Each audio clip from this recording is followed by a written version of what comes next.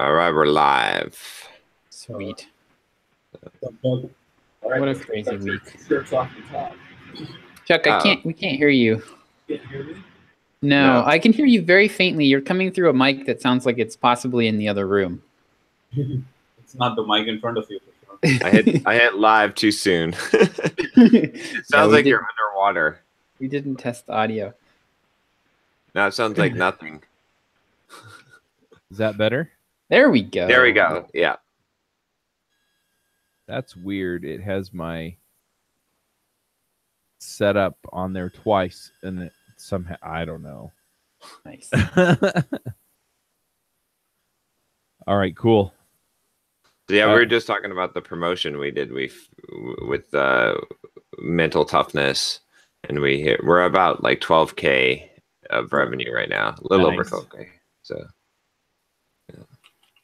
yeah, it's been kind of a crazy week. yeah, it's interesting. Oh, go ahead. No.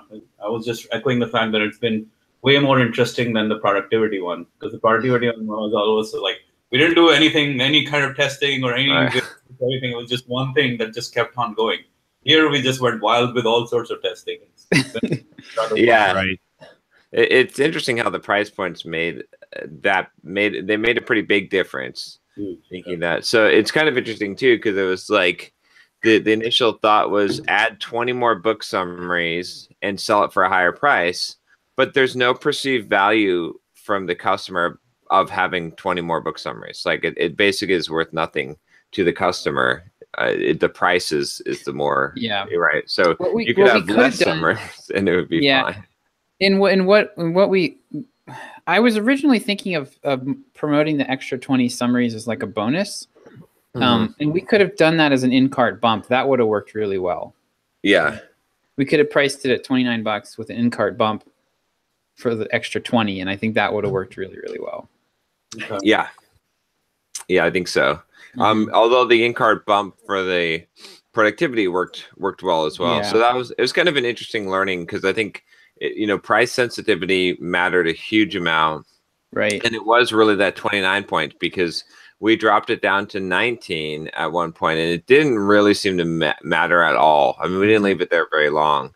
And then also just like how valuable the in-cart bump was and how valuable the upsell, like both of those were killing it, basically like a 25% uptake on that. Yeah, I think if we'd gone down to $9, it would have dramatically increased the. So again, those breakpoints that I've heard cited over and over are held true here. $9. So going above $9 will drop your conversion rate a lot. Going above $29 will drop your conversion rate a lot. Going above $49 and then $100, and then it goes out to like $500 after that. So there's no point between 99 and $4.99. What's that? So it's usually like what I've heard is usually like between $9 and $29 it's not, you're not going to see a huge change. It's usually when you go above 29. I think we've seen that with the book too. I feel like on Amazon, like when we go above $29, when we go above $30, like at one point we were selling for like $33, and it was way down. Like we were selling like 2 or 3 copies a day, and then when it got down below $29, again, it jumped back up to about 10 copies a day. So that seems to be a pretty, I don't know what it is about that point, but it seems to be consistent. Yeah, I mean, we're talking EPC, right? So from 29 to 19, the EPC actually started going down. So that was scary. 29 to 39 as well, EPC was down. 39 to 40, EPC was down even further. Yep. So 29 was like the sweetest spot for earnings per click. It's pretty amazing, at least so far. And the bump is working pretty well. Even today, I think we're just looking at today's numbers. We're doing almost 50% bump or upsell. So what's the bump? So the bump is doing about the upsell was doing about 28%. What's the bump doing? So Chuck, the in-cart bump is like check a box. You're like on the checkout page, check a box, and it adds the extra product right there in the cart. So what's that converting, Manny? Like, what's the roughly? I will have to go look separately. What it's showing me right now is 13 customers, 21 sales. So basically, 13 content sales and another 8 upsell / bump. Yeah. If I look at yesterday, just yesterday, it's 60 customers and 86 sales. So again, 50% uptake. Right. 60 to almost 90. Yeah. Uptake on the bump and the bump and the upsell are both higher ticket, right? So uptake on the higher ticket, not higher ticket, but same or higher price. So 50% on both days right now. Yep. Yeah, a lot of it too. Like, I think what we're seeing today is because the live stream video, because Manny and I did a live stream on Wednesday night, and we basically promoted the Bulldog Mindset course, saying that it was only available. First, you buy the mental toughness, then you'll be presented with the offer. It's a special offer. You won't see this price ever again. Super discounted price, and this is the only way to get the course right now. And I think a lot of people are viewing that. I got to look at the video on YouTube and see, but I think we're getting more views on that now because people are, as they're checking their YouTube. Yeah. And yeah, I think that's what. So we've got 1,277 views on it. So the other interesting thing was, so we had the cart. So the cart, we had an expiration on the cart, right? And then it expired like during the peak time when people, basically, Manny. I screwed up the Thrive cart. Yeah. So we had like a bunch of people probably about 100 people that maybe tried to buy that got turned away because it closed. The offer had closed. So I sent an email yesterday, and I decided to try an experiment where I only sent the email initially to the people who'd already clicked on this offer on any of the previous emails. So it was 927 people. And out of that tiny little segment, we made like 30 sales. So and then I tried sending it to people that had opened the previous emails, which was, I started with a 20% slice. I was going to send it to, the total opens was about 16,000. I sent out to about 2,800, and we only got like 20 clicks. It was really, really low. So I decided not to bombard everybody again. What might be interesting to do, though, well, it's good since you've done that. We're talking about doing this. What about sending out an offer to everyone who didn't buy, and sending out an offer for $9.99, like to hit that $9, like hit the next price point level and see what. Remember, we did that with the JavaScript. And we actually ended up increasing. I can't remember how much, but it was a pretty significant amount that we ended up making off of that. But it might be worth sending that deal out and saying that, hey, this was so popular. We want everyone to be able to get this. And here you go. We're going to offer this one time for $9.99. Aren't we going to spoil the customers for future? There's no such thing. I keep on telling you this. There's no such thing. Because here's why. I wish I had a whiteboard now. Here's all your customers, okay?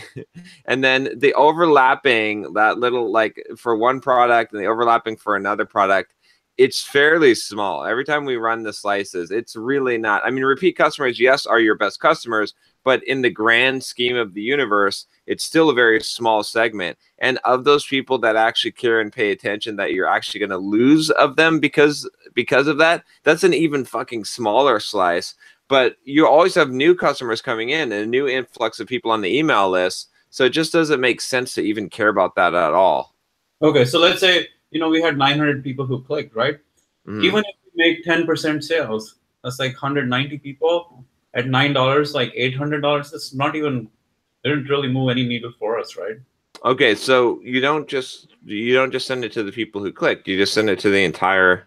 I don't want to send any more. I don't want to send any more emails to the whole list. That would be dangerous, man.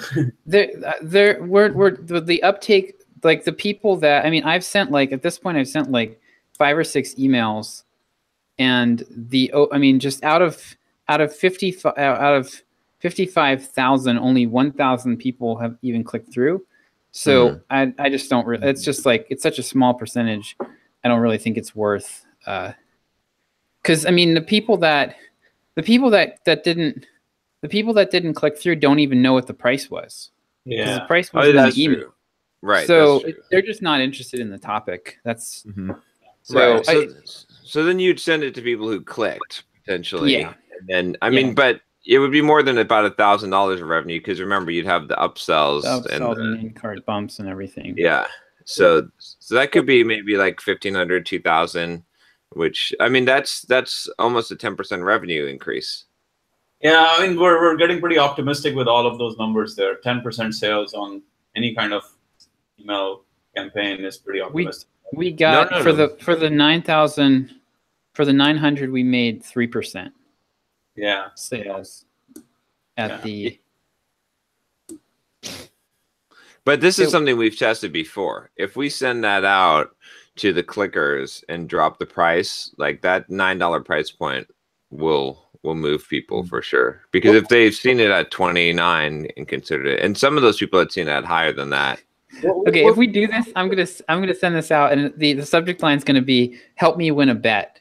And it's gonna be like, I told Manny that this would work, and Manny said, no, this would never work, and that's the angle I'm totally going with on the email. Oh man, do it. You live to fight another day. There's so many more promotions we could do.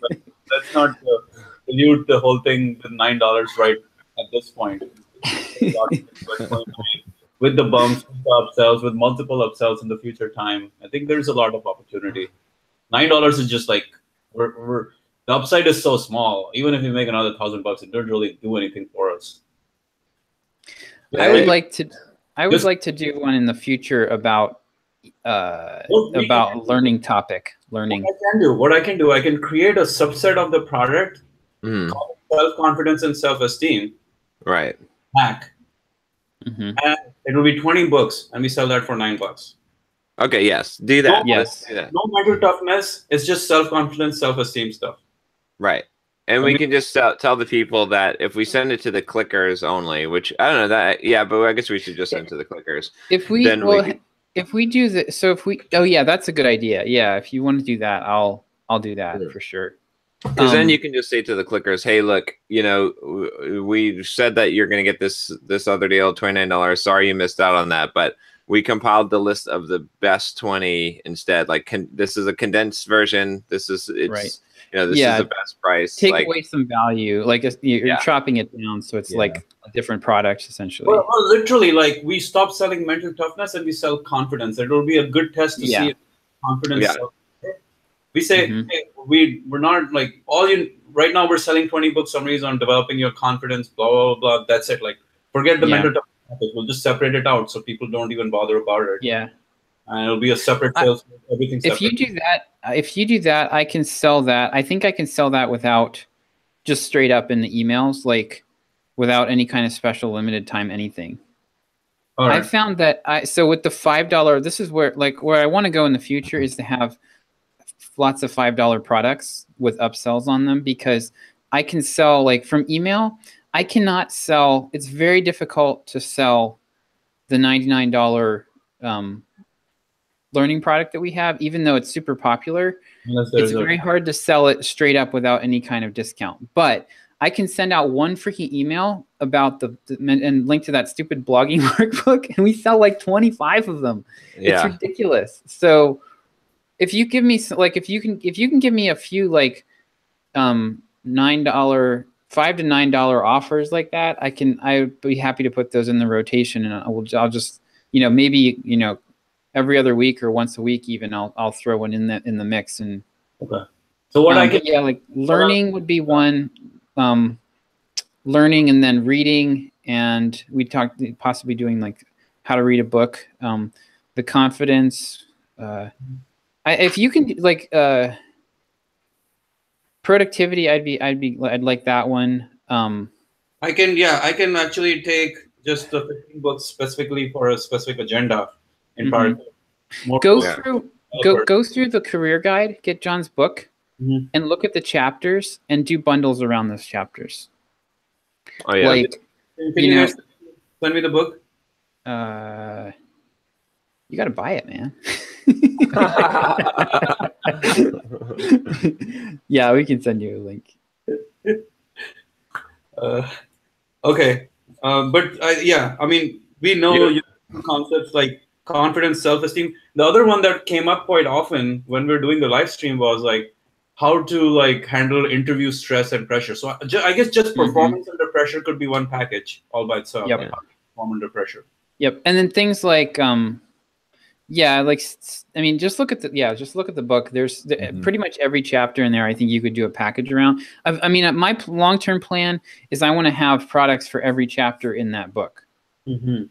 And like different courses, different price points, like, you know, done with you type of thing, or done for you, or all the way down to like, you know, $5 thing that they can grab to get some help with it. So yeah, let me grab a link for you here. I think I already bought your book, by the way. For the promotion, I bought it. Developer, so I didn't really go through it, but I bought it because you were doing the promotion at the time, and I wanted to support that. So I'll give you a physical copy so you can put it on your bookshelf. I'll even sign it. Awesome. Oh, there you go. Yeah. Oh, by the way, if at any time, I think we were talking about it as well, like, because people were asking about performance under pressure and job interviews. If you guys want to put that on the timeline at some point, I'd be willing to do product for that, and that we could do a higher price point product than like more like interview cake kind of price point. Yeah. Still deliver on that promise, because it's a pretty important thing for any developer, especially if you're going to a coding interview. And you know shit is on the line. There's a lot of pressure. I know that. Yes, I would love that. I would be extremely excited about that. Speaking of which, it might be good to do another interview cake soon. Yeah, I know. I've been talking to Parker about that. Parker's actually working. I told Parker he needs to get multiple price point products in play, and he's working on that too. So we might be, just heads up, Manny, on that. We might be doing more. Yeah. Well, it's hard to do combined carts like that, but it could be one upsell, like one of the parts as a bumper or upsell. But hard to combine their cart with our cart and get all snazzy with that shit. I was it's funny. I was actually listening. This price stuff is really interesting now. I picked up. I'm listening to the audio version of Predictably Irrational right now. And there's quite a few interesting concepts in there. I was thinking about one thing that would be interesting with the simple programmer products is to put a price decoy in, and to like, because we have everything single price, and I like the single price model simple for the simplicity, and I don't believe that you know, the 3-tiered model actually sells more overall, but having a price decoy could actually increase the conversion rate of the, if you think of it that way, right? So for example, let's take the 10 steps to learn anything quickly. If people go to the page and it's only $99, you know, there'll be a certain uptake. But if there's like a $400 version of it that, you know, that we don't want anyone to buy, it's just stupid dumb to buy, and there's a $79 version that is like also stupid dumb to buy because it's just a gimped out version. It's just like, it only includes a very, very small subset of, it doesn't include any of the bonuses.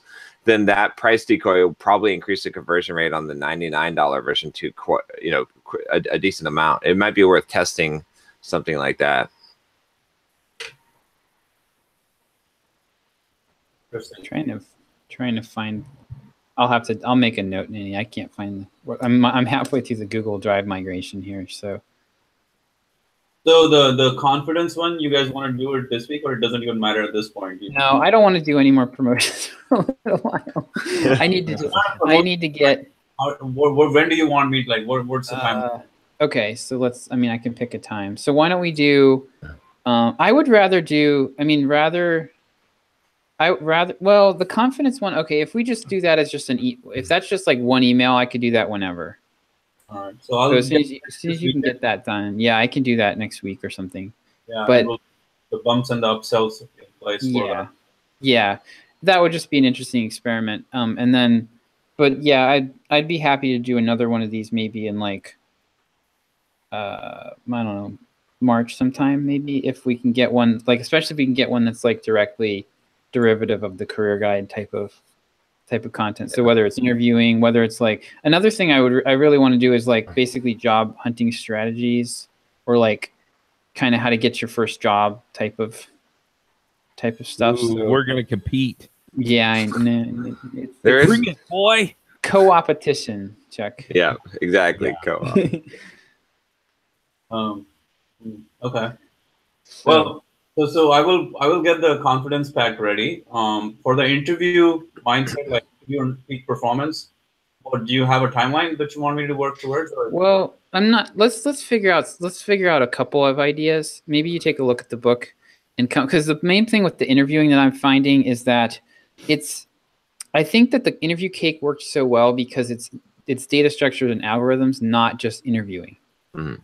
Yeah. Because I pitched it that way, because this is the problem with interviewing is it's probably only 1% of the list that's really thinking about interviewing at any given time, maybe 5, right? It's like, and John says this in the book, actually, John, I'm reading through the book again, and like, it's really funny because like get to a chapter and then like, it'll be exactly what I'm thinking about that day. But yeah, like you should go through the audio version. So you'd be like, oh shit, the audio version's all fucked up. There's all these things. But 5% who are in the interview mode is that they are going to be crazy buyers, though. Potentially, yeah. No, you're right. Yeah. But again, like when only a small segment of the list is interested in it, then only you got to figure that only like a third of them are even going to open the emails, right? So if you proved it with interview cake, right? What's that? You guys kind of proved it with interview cake, like how many sales you made, right? It was but again, I was pitching it mainly as I was actually pitching it more as like learn data structures and algorithms. That's really important. And you know, when you get to the interview, you're going to kick ass. But it was almost more like, you know, this will help you make you a better programmer overall, is how I was pitching it. But yeah, like I talked to I got numbers from Thinkful finally. So the bootcamp promotion that we did in January, which we did really well. Like, so we ended up sending them about 5,000 clicks in 3 days. And so I was very curious. So we were pitching like the boot camp that we were pitching was they have a new payment option where you can basically work with them for free, work with Thinkful for free. Then when you graduate, they'll get you a job, and then you pay a portion of your salary for a couple of years. So it's great because it like puts all the you know, risk onto Thinkful instead of you as the student. So anyway, so we did a big email blitz, 5,000 clicks. I finally got numbers back from them this week. Of course, it was on Monday, because bad news always comes on Monday.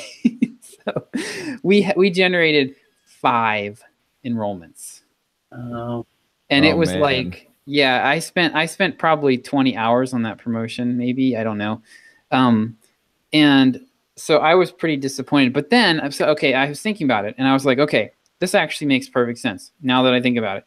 I did a survey last week where I asked, what's the breakdown of our list? So like, how many years have you been programming? How much experience do you have? And about 17% of our list said that they were a new programmer looking to land their first job.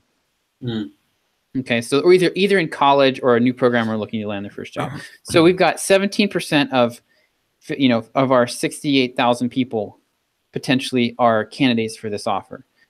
Well, then you have to slice that down to only a third of those people live in the U.S. Anybody outside the U.S. can't enroll in Thinkful. So now we're down from 17% down to what, like around 8.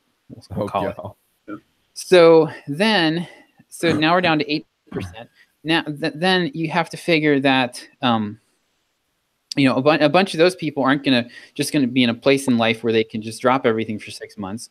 So now we're down to just those people, and of those people, they have to open the emails and read them, and only 25% are going to open the emails. So now we're down to like 2%. 1 to 2% of the list was like a candidate actually, you know, likely to really consider this offer, be good candidates. So yeah, so five was the result. Well, you only got 1% of the list to click on our offer, right? Yeah. Yeah. Interesting. So yeah. So but anyway, my point in that is that in the future, what I want to do is really be careful about not chopping the list off, like not micro segmenting the list like that, because every time we do it, it's disappointing. So JavaScript Launchpad was the same deal. It was like 20% of the list out of the gate would even remotely consider JavaScript. So now we've gone from 50,000 down to, you know, like 10,000. And so now you're selling to that much smaller group. And so what I want to do is avoid that as much as possible. And I want to be selling to stuff that's relevant to the biggest possible chunk of the list at any given time. Right. So productivity was a good example. Pretty much every developer is going to feel that pain. Learning, like the learning course that we have is like the far and away the most successful. And anytime I do anything where I tie what we're selling to learning, it's like goes supernova. So your email, it was titled "This learning hack is kind of ridiculous." You had crazy open and break on that, right? Compared to exactly. Yep. So speaking of which, Josh, what the heck happened? We're alive again. Do you see it? Have you seen sales for the last 3 days? It's like it's like I know. I think we're starting to see. So we had the our product sales have been just sort of like flatlining for the longest time, but I think we're starting to see people from all the new SEO traffic we're getting are starting to hit goes through the sales funnel, and I think we're starting to see people. You see the increased signups are starting to generate some revenue now, so that's pretty cool. Because we're seeing close to like $800 days, $1,000 day. Like there's a few of those in there. Yep. Yeah. So I'm really excited. I turned on WooCommerce yesterday or day before, on Wednesday. I turned on one funnel. So we have one funnel with one upsell is now going through WooCommerce, and it is wonderful. It's working so well. Which one is it? Is it the blog course? The blogging course and the 10 ways to make money upsell are going through WooCommerce. And then so basically everything happens in WooCommerce, and then I'm using Zapier to add them to Podia after they purchase, and then all the course delivery is happening there on Podia. So I have full control of the end-to-end purchase experience, and then we're using this other software to deliver the product. And it seems to be, it's working flawlessly from what I can see. And it seems like so far the tracking in Google Analytics is spot on. That's been a big pet peeve of mine. Like whenever you use a third-party shopping cart like Thrivecart or Zaxa or anything, you get like your Google Analytics tracking, you lose like a third of the transactions. They just don't even show up for whatever reason. So I don't see any sales. You're probably looking at store.simpleprogrammer.com. I am. Yeah. What am simpleprogrammer.com/store. Oh, so the t-shirts are still on the other one? Yeah, I need to move the t-shirts over. I need to move. Yeah, I still have a lot of work to do, but. Oh, interesting. Okay. But yep, so it's working. I'm really excited. So I'm gonna try it. I think next week. So I had Podia. So Podia, I know the guy. The founder is named Spencer, and he's pretty awesome. So I gave him on last Friday. I was like, I can't do this anymore. I have to get this.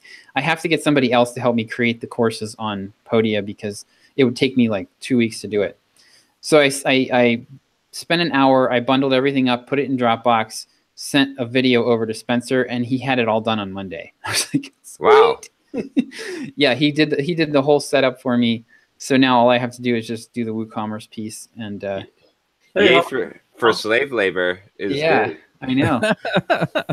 It doesn't really have any, or your store doesn't really have any sales pages in there.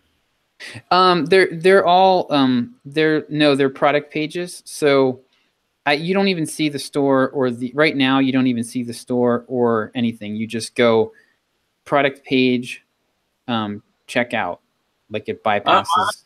simpleprogrammer.com/store, and I see all these products, but they're not sales pages. They're just like view products. That's because nobody goes to that page. Oh, I see. I'm linking people to simpleprogrammer.com/store/products/how to create a blog or whatever. Yeah. I'm and doing that's the a same sales thing page. with Thinkific, and yeah, like they give you a sales page on Thinkific, and I'm not even doing that. People sign up, through the conference website or whatever, and then Zapier just adds them in and sends them an invite. Yeah, exactly. On Thinkific. Yep. So yeah, because those pages are freaking ugly anyway. They are ugly, and you can't. They're terrible. You never have enough control of them. Yeah. So yeah. So I'm not Teachable's default. I think 3 of us are using 2 different teaching platforms. Yeah. Cordia. Yep. Yeah. The Yeah. So. But yeah, WooCommerce even supports, like, John, it supports partial refunds and everything. Like, we won't have to do any, like, we won't have to have our support team won't need Stripe logins or PayPal logins or anything. Like, they can just do everything through WooCommerce. It'll be so nice. It's good to own the storefront, the capability. Like, yeah, because the content delivery is kind of like we can move that, later if we want to build our own, we can make that investment. But for right now, this is like, it looks so much better. It works better. It's easier to set up the courses. Like, it's just like wins all around to go this route. Yep. So nice. That's good. That's cool. All right. I want to say one more thing and then I'll shut up. So John noticed that the website that we got like half usual traffic on Wednesday. So and you might be wondering, why the fuck does John keep on checking the stats on the sales? I was wondering this myself, but yeah, he seems very well informed for someone who's not involved in it. I know. I'm fucking blaming Manny because he's making me work. Oh yeah, for something that I'm not even like involved in. Nice. All right, so what happened? So this was the weirdest thing. So, I noticed, so on Friday morning or on Wednesday morning, I logged in. I know, so we got a notice in Slack that the CPU on DigitalOcean was running high, and I was like, okay, that happens once in a while. And then I noticed I logged in around noon, and I was checking something, and I happened to notice that in the WordPress stats that the page views looked really low, and I was like, no, that's kind of weird.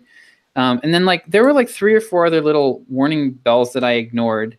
I saw an email in John's inbox that said error on blog post, and I was like, oh, I'll look at that later. So,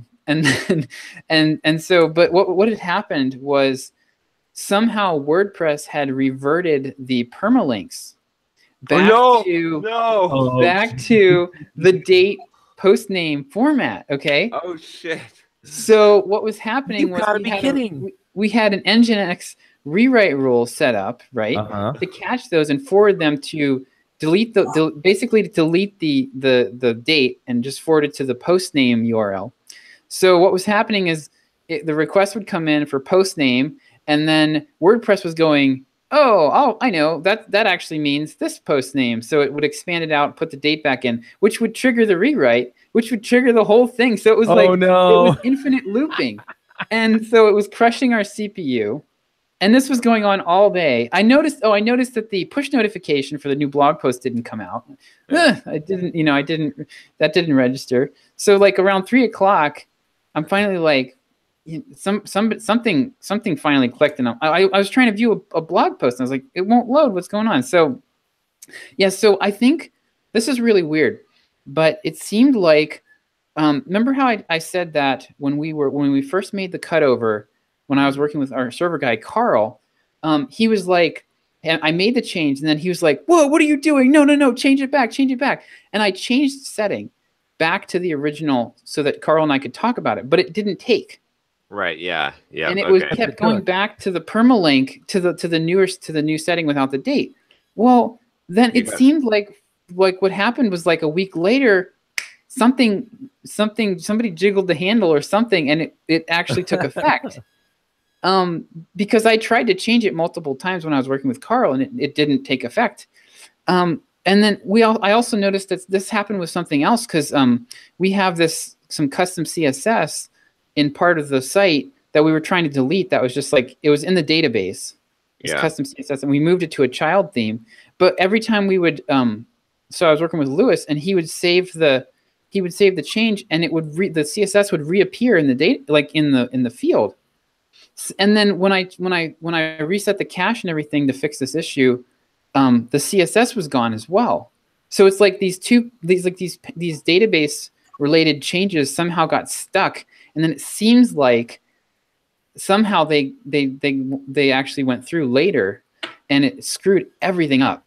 Oh, yeah. So one thing, like if you change any major settings in WordPress, because of what we've got, what happened is the Redis caching is what. Well, Carl and I cleared all that. Like, we gotta make sure you clear the Redis one, like the other caching. Okay.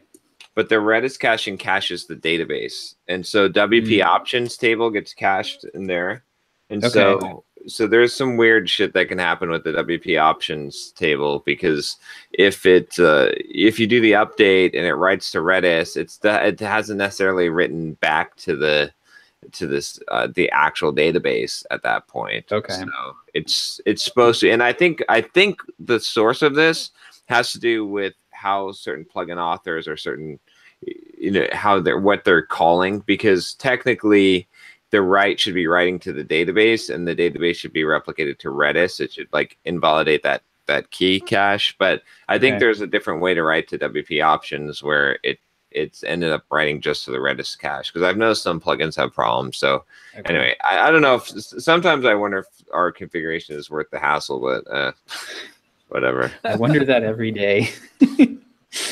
But as long as Carl supports it. Yeah. Okay. Yeah. Well, yeah. So so my week is, anyway, that's just one of many things that have been fun this week. So, Chuck. Yeah. So I had to turn off caching on DevChat as well, for whatever reason, and I don't know why, but it was just Ruby Rogues. It wouldn't publish new episodes, like they wouldn't show up in the listing on the website. Everything else, fine. You could browse directly to the episode, fine. Just wouldn't show up in the episode list. And I'd go clear the cache and it'd fix it. And I was like, I'm just gonna zap the caching right now. So I don't know if it's something in the theme or something else. I do want to eventually just switch it off of that theme onto something that's a little more standardized. But yeah. So I feel your pain there. we have like, I think we actually, John, I don't even think we have anything about the Redis cache in the wiki. There's something. It says how to clear the Redis cache. Okay, all right. So yeah, we've got like 4 or 5 different caches and multiple CDNs and like. It'd be nice to. I was thinking about doing a video where I was like, okay, this is like how it works. Like we have WordPress here, and then we have Redis cache. You need to draw me like little cylinders and like little clouds and and then a CDN and I really need that. So explain it like I'm 5. Yeah. Anyway, so for me, it's been kind of an interesting couple of weeks because I was at conferences. I flew in last night, flew home. It's so nice to be home. Oh my gosh, when you're gone for like a week and a half, and the hotel rooms were terrible. Like the first room was, well, how do I put it? It was. I mean, I don't care if the room is like super nice, but if I need something from the hotel, I kind of expect them to deliver it. And the first hotel.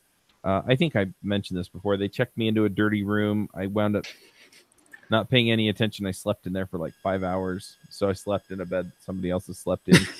But I haven't developed a rash or anything, so I think we're okay. And then this wasn't a swanky motel, was it? No. Like a Holiday Inn? Not a Holiday Inn, I hope. No, it was lower end than that. So it didn't smell like butt in there, did it? It did once I closed the windows. Oh, okay. All right, just checking. Anyway, so they moved me to another room, but then it was an extended stay, so they're like, we'll provide dishes and all this stuff. and I requested dishes like 2 or 3 times so I could just, you know, make something quick and easy. And anyway, they didn't bring it. And so anyway, they wound up comping me the room on Friday night. But then I went to San Francisco, and the room there, the Wi-Fi was so bad that I actually went and got a Wi-Fi hotspot at Walmart because they just couldn't figure it out. And, I'm like, this is ridiculous. We'll reset the router. I'm like, that doesn't help. Part of your story bank, man.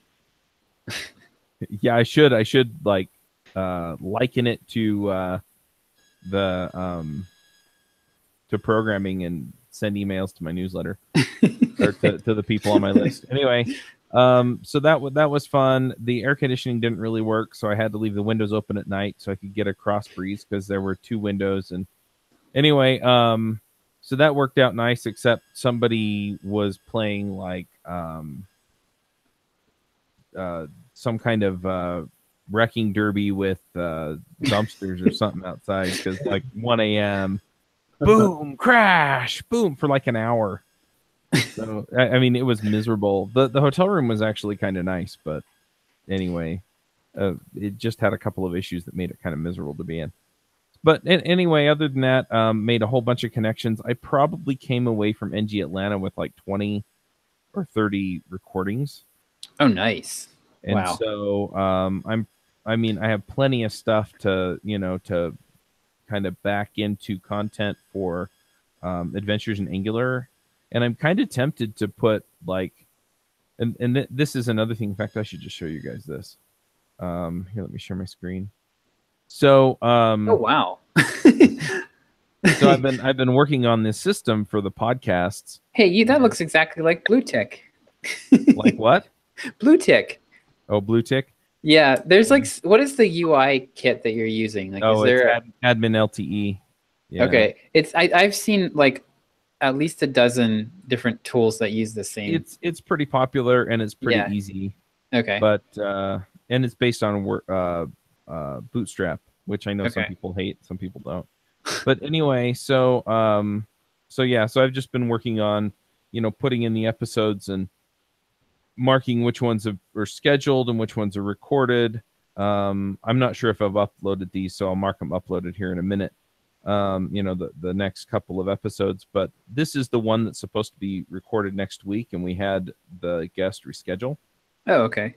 And so I'm kind of tempted, since we have episode 178 and episode 183 spaced out more than a month. I'm kind of tempted to fill those in with content from NG Atlanta. And then if we do wind up recording, which we probably will next Wednesday for Adventures in Angular, then we're 3 weeks ahead. And then, you know, later in March, you know, because I have the recording date right here, then I'm 4 weeks ahead. And what that does is it sets things up so that, you know, I have plenty of lead time for all this stuff. Oh, yeah. And then the other thing is the next step after getting all this stuff in, you can see on the dashboard that the open sponsorships number mirrors the unscheduled episodes. That's because I haven't set that up yet to fix the placement stuff. You should get on that, Chuck. Something went wrong. Yeah. So anyway, so I spent a whole bunch of time, you know, when I was in the hotel, because, you know, what the heck, right? You know, I spent some time watching the Super Bowl, but other than that, you know, I had time to work on this, so I did. And so yeah, so if I can get this information in as well, this is over 13 weeks. Okay, so it's just hard coded to 13 weeks. Okay. Because that's the time horizon that I'm looking at, because 13 weeks is basically a quarter, and that's kind of the unit that I still have people buying sponsorships in, if that makes sense. Okay. So if I can just say, hey, 13 weeks, blah blah blah, you know, that kind of gives me an idea.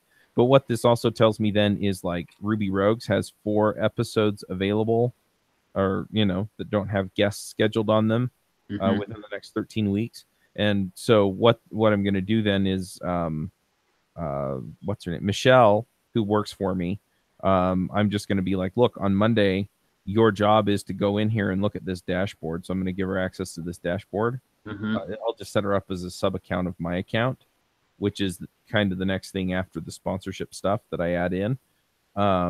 So she'll be able to come in here as kind of the scheduler and assistant producer and see how many unscheduled episodes we have and, you know, what kinds of open sponsorships we have. And then she can go and do all the outreach to get people to schedule and do all the outreach to get people to schedule sales calls with me for sponsorships. And, you know, so she can just look and see, oh, okay, we don't have any open placements for JavaScript Jabber. But, you know, Chuck's talked to a few people who are interested in JavaScript sponsorship. So let's go fill the spots we have on my JavaScript story or, you know, my Ruby story or whatever. And that way we can just kind of keep things rolling. And, you know, so she can go do the follow-up every week. So there'll be follow-up. And basically, I've written out the process for this, too, for scheduling episodes. So that, and I put that all in Google Drive.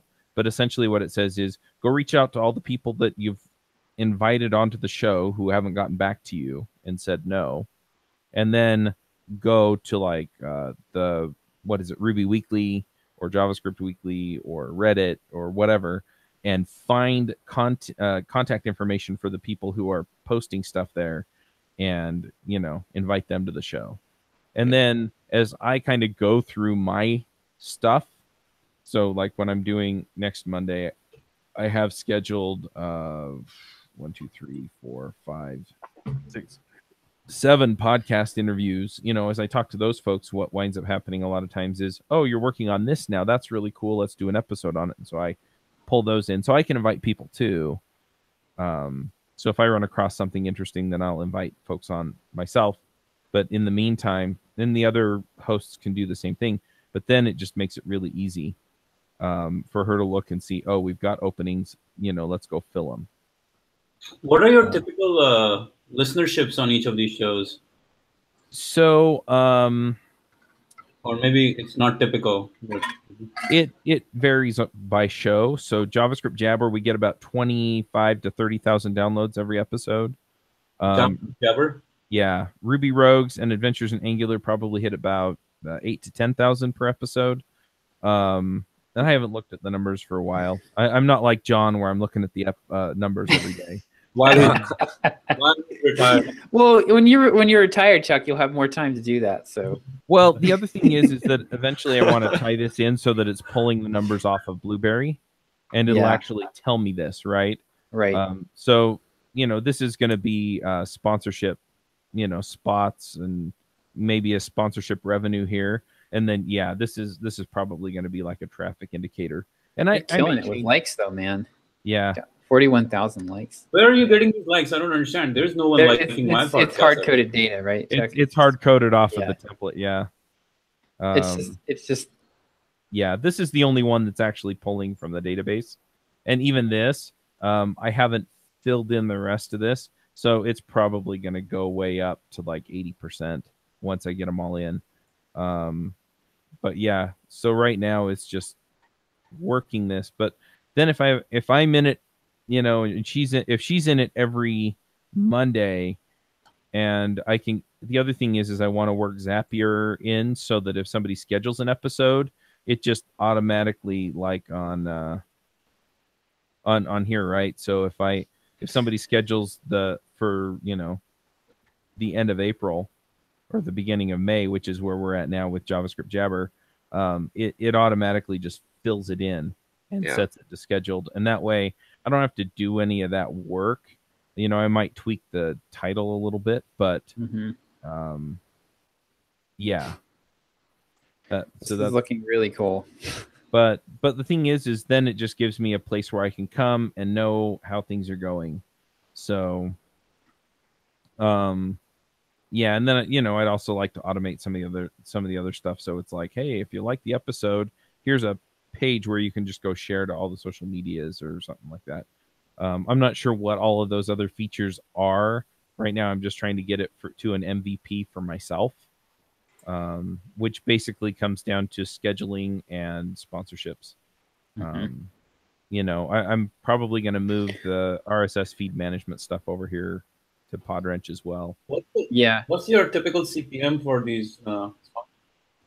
So the way that I do it is, I can actually show you prices for, actually, let's just do this. So I have the sponsorship spots right here. So the pre-roll is $50 CPM. And so it came out to like 8,500 downloads per episode. Okay. And so, you know, mid-roll was 45 CPM. And so that came out to like 476 and change or something like that. So I just rounded it up. How long is it? 30 seconds? Yeah, it's 30, 45 second spots. The post rolls are $40 CPM. And the reason is because almost everybody who listens to the show will hear the pre-roll. Nearly everybody, but not everybody, will listen to the mid-roll. The post-roll actually comes in before the picks at the end of the show. So there's a segment after the post-roll. But, you know, some people, as soon as we start heading off of the tech content, they're just like, boop, and they're on to the next thing. But most people will listen to this part too. But anyway, the level of engagement is pretty stark, you know, from one level to the next. So I feel that's why there's a different charge at the different spot. The CPM is the same for other shows as well, or is it different? Yeah, it's the same for all the other shows. So like JavaScript Jabber, I think it's like, you know, it's like 1,500 or something because of the. Yeah, $50 CPM is pretty good for any industry. I think John Lee Dumas is talking about like around $20 to $30 at best. That's what he gets. Yeah, well, I mean, John's stuff is a little bit different. One is that he has a much larger audience, and so, you know, you're kind of getting into the companies that do the mass marketing stuff at the level he's at, right. And so you're pricing it. You're competing at that point with like TV and radio kind of thing. Well, right? They're all and they're B2C. I think that's the key, is that most of them are B2C versus B2B. So. Well, the other thing is that with John's audience, he also has a wider array of things that he talks about. I mean, he's talking about business, but business covers a lot, right? Yeah. And a lot of times my sponsors, they want to reach programmers, or they want to reach programmers that do a specific technology. And so because I have the niche, what that does, I'm going to turn off the screen share. What that does is it actually... no, that makes sense. Yeah. You know, it sets things up so that they're like, well, you know, I'm going to get a higher ROI because this is my target market. Makes sense. Right. And so I can charge a little bit more that way. And it does turn some companies off, and it, you know, other companies, it makes it work. As long as you fill your slots, you can continue to raise the prices. Right? What was that? As long as you're continuing to fill the slots, you can continue to raise the price. Yep. And that's kind of my main focus at this point, because we've got a pretty solid process for filling up the podcast episode. So we always have guests, which was kind of the major pain that I had, was just, you know, making sure that the content was consistently produced and released on time. And to a certain degree, we still have that issue a little bit because I don't always get all the information to Eric on time. But you know, this system will help with that quite a bit. And then but now that I've got that handled, I mean, it's just about, filling those sponsorship spots, just nailing those things down. Because, if I can fill those spots, and I just need to talk to more people. Yeah. You know, then things work out pretty well for me. But anyway, I've been super happy with it. And I'm really looking forward to giving, you know, Eric and Michelle access to this, because you know, Eric is the editor, you know, I'd give him a slightly different view, but then he can get in and he can see, okay, these are the episodes that are ready to be edited. You know, they've already been uploaded, etc. And if all the sponsorship spots are filled, you know, or if it's coming up next week, then he can just go in and say, boom, because I don't know if I showed you guys, if you could see it, but so the button, you know, that I hit to say it's recorded or uploaded, once it's uploaded, it's on start editing. So as soon as he hits that, it'll close it to sponsorship. And then as soon as he's done editing, he can, he can mark it as finished editing. And that way I just know where it's at, right? And it'll also trigger emails and let people know, if they're responsible for the next stage where things are at. So anyway, it opens up a whole bunch of possibilities for me as far as keeping track of all this stuff. So yeah. Anyway, Chuck, the whole drama with Bubba was the best thing that's ever happened to your business. Yeah. Yeah. Well, seriously, I mean, because you can't get where you want to go without the system. Yeah. Right. Well, and that was the thing she handled everything. Right. The problem was that and the whole fight was about, it was working well enough that you were comfortable. Yeah. But it wasn't, you needed to get out of that space to be able to. Well, the problem was that I couldn't afford to grow.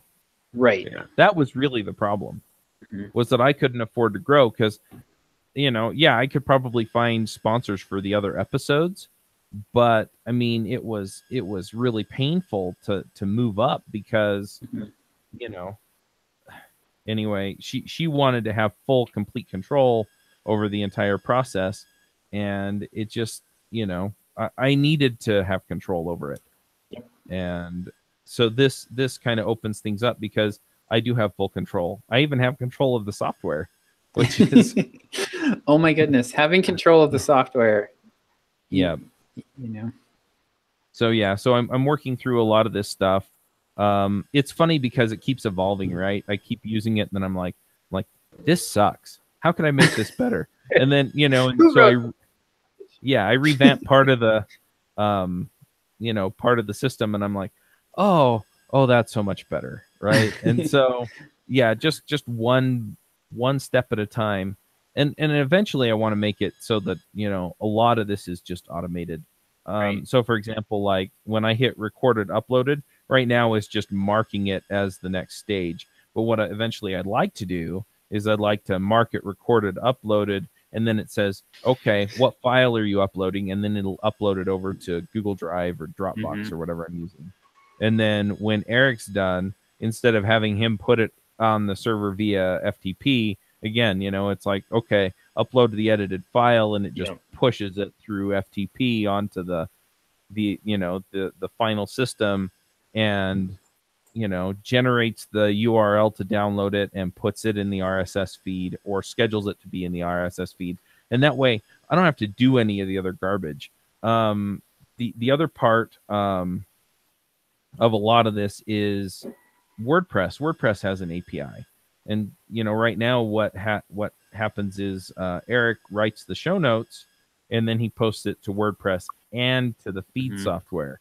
And so why not just put a WYSIWYG editor in here? He drops it in there, and then it goes, okay, great, and then it pushes it up to WordPress, and it pushes it onto the feed. And then if the other thing is I'd like to put a few other links in the text of the feed, and so I could just do that, right? Here are the sponsors, here are the links, here are a couple more links that I don't want to put on the website. I just want to put in the RSS feed. And that way I can drive a lot of this stuff and just make it automatic. And it's funny because I've talked to a few podcasters, and I'm like, oh yeah, I'm working on this system and this is kind of what it does. And they're like, so when can I have it? I was just about to say, as you're saying all this, I'm thinking $1,000 a month SaaS product. Yep. That someone will gladly pay you $1,000 a month, and that'll be $1,000 that they spend every month. That's once you get this done and working for yourself. Well, that's the thing, is that if I get everything that I'm talking about into this, so that it's all pretty much automatic. I mean, at that point, I just have people feeding guests into the system, and then the editor working the other parts of the system, but everything else is automatic. I don't have to have anybody go update anything else. Yeah. And, and so I may have like a technical writer for my show notes, and an editor for my podcast editing. I'm just thinking of like different roles in, you know, and they may be the same person or not. And, you know, and maybe a scheduler and maybe even like somebody doing sponsorship sales. And those are the only people that need access to this. And they're only managing a very narrow part of this. And the software does most of the rest of it, because like the sponsorship stuff, I mean, holy cow, you know, what I'm doing with a lot of that is the next thing I need to do with it is set things up so that if I have remnant space, I have a set of sponsorships that go into the remnant space, right? So it's affiliates or, you know, my own products or, you know, whatever those wind up being. But then as soon as he hits start editing, it goes, oh, this is close to sponsorship. It has a spot open. Boom, that's in there. It's all set up. It's scheduled to go. And we're off to the races. So anyway. So yeah, so I've been putting in some work on this. I sat in that hotel room and sweated my face off because the AC didn't work and wrote a lot of software. So you know, and I put sweat and tears into it. Yeah, I did have a lot of this together already, but you know, just moving it through the different stages and making it easy to see what's going on, and then starting that dashboard is kind of what I did over the last 2 weeks while I was at the conferences. Nice. So I pretty much did the interviews, and then I just went and worked on this and caught up on some sleep and watched Super Bowl. So anyway, yeah, it's not quite ready for anybody else to use, but it's getting there. And so, yeah, I'm looking forward to a lot of that. And then I think I can go pitch this to people. One thing that I'm also wondering about, and I guess I could use some feedback on, is that I've had some people reach out to me about representing them for sponsorship. And so I'm, you know, one other thing that I think I might wind up adding, well, I do want to add the roles for sponsorship manager, and so they could just add me as a sponsor manager to their stuff. You know, and then it's like, hey, look, just use my system. But yeah, I'm wondering if this leads at all to actually being one of those marketing networks that marketers come to and say, we want to show on this topic, you know, during this time period, and then we go and we talk to podcasters and fill it, right? And so they can say, look, we want this much exposure to this demographic, or we want to just see what podcasts you have and sponsor specific ones. And if we can work something like that out, because I've also had a few smaller shows come to me, you know, they have 500, maybe 1,000 listeners. So, you know, they'd be going out and they'd be working for, you know, like $40 or $50 a pop, you know?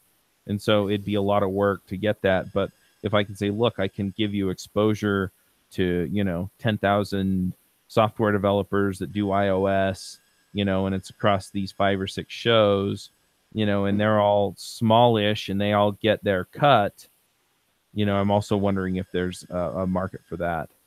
So I may wind up going toward being like a marketing agency as well, but I'd need to hire people to do a lot of that work, because I'm definitely not there myself. But the flip side of that is that then I could also have those people go fill the spots on my shows, and I wouldn't even have to do the sponsorship sales. I'm almost positive there would be a market for that. Yeah, because you basically what you'd be doing would be very similar to, I mean, honestly, like what Google Display Network does for advertisers, which is like you can pick websites by vertical, by topic, and say, you know, I want websites that are about cars or about, you know, Porsche or whatever, and I'm just going to show my ads on those. And that's basically what you'd be doing versus, you know, trying to go around and as an advertiser, like nobody's got time to go around 50 different websites and try to get display advertising. Well, yeah. The other thing is that, you know, I mean, if you're at the level of John Lee Dumas, again, you know, they're talking about reaching this, you know, thousands and thousands of people reach, you know, I don't know what his reach is, but, you know, so it's worth the bigger bunch agencies and the bigger companies to go to him because they reach that number of people, and that's the level they want to deal with. And so, you know, if we can get I consider myself kind of a mid-level sized podcast. I mean, we are one of the largest we're one of the largest podcast networks out there, based on listenership, but still, compared to like, them and NPR and stuff, we're small fries. But if we can pull enough of those together, then we can start negotiating with some of these larger companies that want to do large ad buys and even at a level that I can't give them right now. Even like somebody like a John Lee Dumas, right? Like he's got all kinds of topics that he covers. So if you had him on your site, or if you had him on your software, you could tag episodes with topics, and you could sell topically that way. And so they could get, they wouldn't be buying John Lee Dumas anymore. They'd be buying, a million insertions on podcasts about, bookkeeping. Yeah. Yeah, exactly. Yep. Yeah, I've thought about doing that too, as far as like tagging episodes, but I don't want it to be a ton of work for the podcasters, and so there's got to be a happy medium there. I just don't know what it is. Oh, true. Yeah, that makes sense. But if I can get, and this might be a little bit of chicken and egg, but I think once you get momentum with it, it might work out. So then what you do is when you have the sponsor sign up, you have them pick, so they put in keywords. These are the things we target, and then you have the podcasters come in and say, look, these are some of the popular tags. So if you tag your stuff, we may be able to sell an advertiser on your stuff, right? So then, like Intuit for bookkeeping or Intuit for accounting, or, where they wouldn't be interested in sponsoring some small fry. Which is interesting, because it's actually similar to what I'm doing with SEO. You're actually generating information about demand. Yeah. Because if you've got all these shows tagged, and they're, either they're empty or whatever, like you can group them up like that. Yeah. And you can go after sponsors based on the, the availability of the content that's being created. Right. Interesting. Anyway, so that's where I'm at. I'm probably going to be working through a lot of this next week. But I also want to get just processes around all of my stuff. And I feel like that would be a decent companion to this as well, is, hey, look, this is how we schedule our stuff, and this is how we use this system to do it. And that way it's not just, here's a system, use it. It's, here's how to save yourself a whole bunch of time with scheduling shows. Yeah. It's exciting. Anyway. So that's what I'm doing.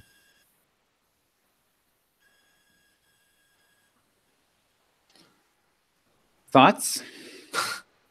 Let's go to thoughts. I talked a lot. Sorry. No, it's cool. So did I.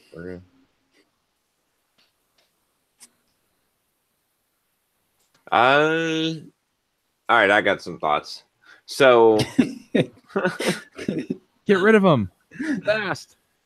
So Monday I was going through kind of like one of those. It's so weird. I was like, screw this. I don't even want to pursue the fitness goals anymore. I just want to give up on everything, like burn it down type of I guess like a mild depression, really, to be honest with you. No real like super reason why. And it's just been hard to run. It was hard to like get through the stuff. Tuesday it was kind of similar, same thing. And then Wednesday, we did. I'm not sure where I'm going to weave all this together, but there's some lesson in all this. But Wednesday, we did the promotion. Manny and I went out afterwards. We did a live stream. We went out, hung out a little bit. I don't drink very much, but I drank a little too much. I got hungover, had a horrible headache. Went to bed at like 3 or 4 a.m. and then woke up at like 8 a.m. Or I guess maybe 9. And then I went for my run. And when I got home that night, right, I was doing good on the diet, right, and everything. But I got home at that night at like 3 a.m. I started eating shit out of the refrigerator, so it was not good. I was like eating these mashed cauliflower, which is damn good. Mashed cauliflower is good, but cauliflower mash or whatever. Anyway, so I didn't go like super crazy, but I was like, I felt horrible about it, and I was like, I didn't get sleep, and so I'm supposed to. The next day is Thursday, which is my run 5 miles in the morning, run 5 miles in the afternoon, do the kickboxing class, which was yesterday, right? And so I don't know, for whatever reason, like I get up at like 9:30, I'm getting ready, I go for my run at 11, and I run 13.1 miles. And no problem. I'm just like, freaking, this is awesome, right? And then go to my kickboxing, and I'm just like kicking ass, and here I am today. And so, and actually now I'm hitting like super, like just like progress wise, the body fat percentage on the scale was 8% this morning. So like I'm just making like ridiculous progress. And I fasted all day yesterday. I didn't eat at all yesterday. So it's just like bizarre. I guess like my thought for that is really just like, again, I say this all the time, but I have to remind myself, just fucking hang in there, right? It's like you just have to hang in there a lot of times. And yeah, maybe there's some rhyme or reason. Maybe maybe mashed cauliflower gives you fucking superpowers. I don't know, right? But maybe it's a combination of cauliflower mash and vodka. I don't know. It's something like that. But by all means, yesterday I should have been down. I should not have been able to run 13.1 miles, and I should have just been wiped out. But for some reason, whereas on Monday there was no reason. Like everything, I should have been good. Like I should not have a problem. So I guess that, I don't know. Like it really just comes down to, and I forget this myself, because when you're kind of in the shade, you forget that there's sun, right? And so you got to remind yourself when you're in the shade. It's like, again, I talk about it all the time, but don't blow shit up. Like, just like, grit the teeth, bear through it, get through, and then you'll find that, life is like a sine curve. It'll come back up around again. But it's what you do in the downturn that makes the bigger difference in life, because in that downturn, you've got the time you've got the ability to blow all your shit up. And if you do that, for example, if on Monday I would have said, on Monday I'm there at the gym, and Manny can attest, he's probably like, John's fucking whining. He's a whiner today, right? Like fucking, what is this during the mental toughness promotion? Right. And in fact, yeah, that didn't escape me. We were talking about that too. I was like, I can't believe I'm being fucking bitch during the mental toughness promotion, right? But well, this was after we had to delay it because Manny got sick. So yeah. Oh my gosh, I had so much mental resistance to writing those emails too. Like I just did not want to do it. It was like, so all of us were like, we powered the damn thing, and we're hoping to get to 13K now. Yep. Yeah. But if I would have given up on Monday, if I would have said, I'm not going to the gym today, Manny, or I'm like, and then if I would have said, in fact, after that, I was like, Tuesday morning, I'm waking up early and fucking running again, right? Because I was starting to like, and if I would have said, no, I'm not going to do that, I'm just whatever, then I wouldn't have made it to where I am now. Like I'm now at a better place. Like, as far as the fitness goal, even with that small snafu, like I've more than recovered. Like I'm making that progress, and it's a serious progress. But like if I had given up, if I had thrown in the towel at any of those times, I wouldn't have made it through, to the light at the end of the tunnel, and had that's the thing that could jeopardize your entire thing. And I think a lot of people don't realize how important it is. And it might be the same point that I made last week, but it's really, really important to remember this. And I say it because I have to remind myself all the time, because when you're going through it, you forget about it, and you got to like remind yourself, like just hang in is super powerful. So I have some thoughts that are sort of tangentially related to this. As I went to the conferences and stuff, I actually took the opportunity to blow some shit up, as John would say.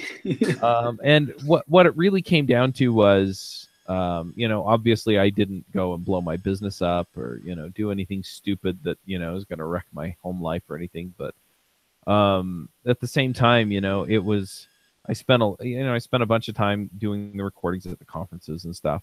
But when I wasn't at the conference, I'm working on this, or if I didn't feel like working, I just didn't. If I didn't feel like doing specific things, I didn't. I just rested, and and so sometimes you just need that change of pace. I mean, I basically had a week and a half change of pace, and I didn't realize how desperately I needed that until I came home, and and I'm hanging with my wife last night, and and then I get up and things are kind of back to the routine this morning because it's a school day and all that stuff, right? I mean, my weekends are freaking crazy these days, but I just kind of came back and took a deep breath and realized, you know what, things are good. And I don't feel so overwhelmed by everything. And it really just came down to, taking that break and taking that breather. And so, yeah, the stuff I did blow up are things like I did not do keto at all while I was at the conferences, right? I didn't worry about working out. I didn't worry about when I went to bed. I didn't worry about when I got up, except for like a couple of days where I had to go and record early. But even then, it was pretty flexible. I didn't worry about so many of these things, and I got this stuff done because it was what I kind of felt like working on. And yeah, I mean, sometimes you do need to blow shit up, but when you're going to blow shit up, make sure that it's the stuff that you can kind of let slide for a little bit, and realize that you can give yourself a break and then come back to life and go, okay, now I'm ready to go fight this thing again. Yep.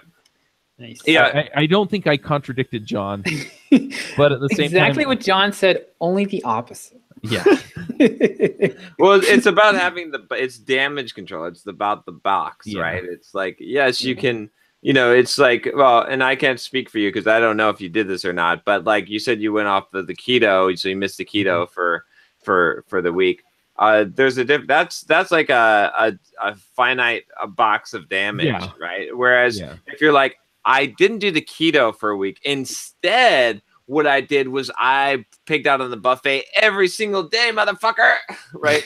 That's blowing shit up, like seriously blowing. That's the bad thing that where you set yourself back so much negative progress that when you come back to reality, you're like, oh well, shoot, now I'm not motivated, and now I have to like make the trek back up the hill. Yeah, and see, I didn't really feel like that. I did eat a lot of pizza, but I don't feel like it's, oh, I've got to slog my way back up the hill. It's, oh, okay, I know the way forward now, and that's what a lot of this, like, it's weird because it was programming, but that's what a lot of this did was just, I know the way forward, I know what's next, I know what I'm after, and then at the same time, so getting back into keto is just part of the program at this point. But on the flip side, I wasn't so stressed about all 10 zillion things. And I know what I've got to do, and I'm just going to go nail it. Yeah. So, it's okay to take a break from it. And the other thing that I learned through all of this is I always feel like there are a million more things I got to get done. Yeah. And I keep thinking, oh, well, when I finally get to the point where I'm not overwhelmed by all this stuff, I'll do this thing or that thing. And I realized that, you know what? A, I'm never going to get to the point where I feel like I have that margin. And B, when I let it all go, which is pretty much what I did for a week and a half, stuff didn't blow up. And so, it's all okay. Just figure out what's okay and just go with it. Okay, I'm done talking. All right. Well, I guess so. I've been going round and round, continuing to go round and round with Pluralsight about trying to get. I'll try to keep this short, but basically, so they had increased our commissions last year. We did a ton of work for them last year to try to drive them, a lot of traffic, and then first of the year rolls around, they go, okay, well. We've ended that bonus that you were getting. So now, like, I'm going back and forth with the affiliate manager, and he's telling me that we need to provide incremental exposure for them in order to justify getting back to the commission that they were paying us last year. So, and I sent him this email last night. I got really frustrated. And I said, sent him this email and I said, basically, what do you mean by incremental exposure? I said, just in the past 4 to 6 months, John and I have put a lot of new promotions in place.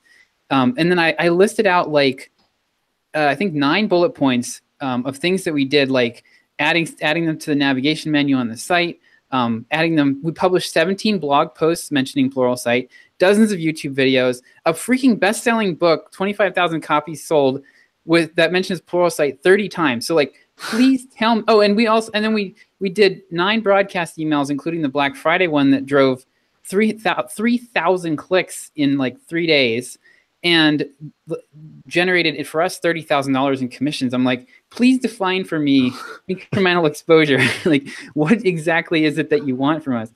And what I was thinking about this morning, I realized what the problem is. So in my world, kind of like the marketing world, if you have an affiliate, you treat them like gold because they're basically volunteering to give you, they're sharing their audience with you, right?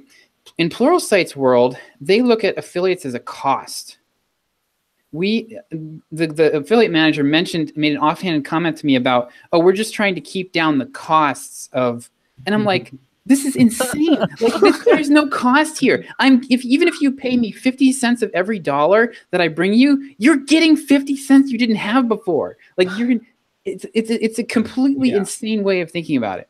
But what I realized about this is that their mindset is, we have all the power here.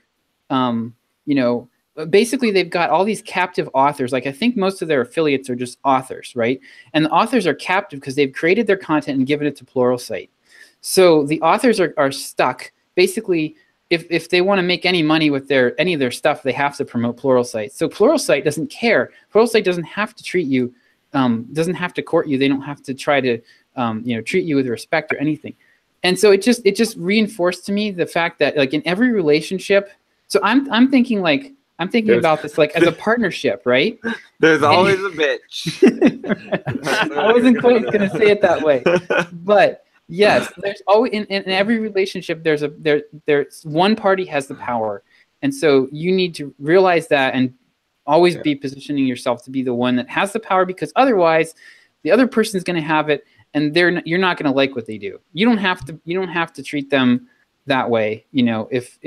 If you have control, you also have control of the relationship and the tone of the relationship. If they're in control because you're trying to play nice, then you're basically just going to get beat up all the time. So yeah, I don't know. Like, I mean, I will see. I'm still working with them. But I'm about ready to just, like, I told John, I'm like, I was like, all this traffic that we're sending them is going through 30 pretty links. Do you know how long it would take me to take all those pretty links and put them over to Udemy? Like, not that long. Right. Well, you should really test taking like some of it.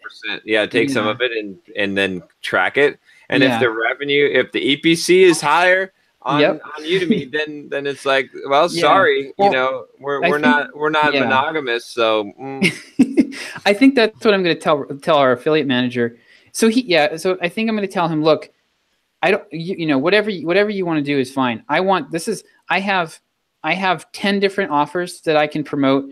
You're taking up one of my slots. If you don't produce for me, you're out. Right. Sorry, buddy. Like, what are they doing, like, in terms of how are they changing the rules of the game for you guys? Well, so what they used to do is they would pay you for free trials. They're paying us $30 for a free trial, and then they would pay you if somebody signed up. If you sent them somebody and they signed up directly to the site and they paid up front instead of doing a free trial, they paid for a subscription, you'd get a cut of that. What they change it to now is they only pay you $5 for a free trial, and then the person has to convert, and then they pay you a slightly larger commission if they convert. But what ends up happening is, I'm almost positive, I'm like 95% sure that they structured this in such a way that everyone's going to make less except for them. Because it's like they're switching affiliate software, so this gives them a great opportunity to shuffle the deck in such a way. And I went back and I looked at our numbers from October, and I manually calculated what I thought we would have earned, like my best guess about what we would have earned, and it was half. Like basically the way that they changed the commission structure. I'm pretty sure our EPC is going to be cut in half, which is so far is what I'm seeing. And Ross is like, he's like, oh, it's not, it's just because you haven't been doing it long enough. Another tip is that anytime someone says, oh, you just haven't been doing it long enough with this marketing stuff, a lot of times it's, it never works out. But you have like it's a red flag. EPC numbers from like a Pluralsight now? What's that? Do you have EPC numbers for Pluralsight, like what you're getting out of it? Yeah. I mean, we have it. Our EPC was for January was 51 cents. Oh, so that's through email promotion. That's mainly clicks from YouTube, and we didn't do any like broadcast emails in January. We absolutely killed it in November with the sale that we did, but that was, specific thing. Yeah, I mean, if you evaluate everything to the EPC metric, then you can very quickly come to decisions as to where you take your traffic. Yep. Yeah. So, but yeah, I think somewhere around 75 cents to $1 probably makes sense for us. I mean, that's still dirt cheap traffic. Like, good grief. Like, if you went and go bid on Google AdWords for that, you're going to be paying $5 or $10 a click. So, and it's probably garbage even at that point. So, yeah. Anyway. Okay, my thoughts. I think I had a lot of fun actually juggling around with the numbers. So I kind of go back to their philosophy, business is numbers.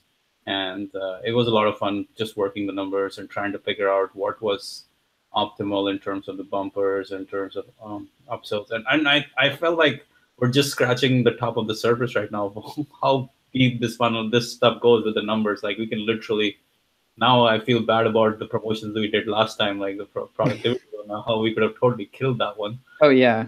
Yeah.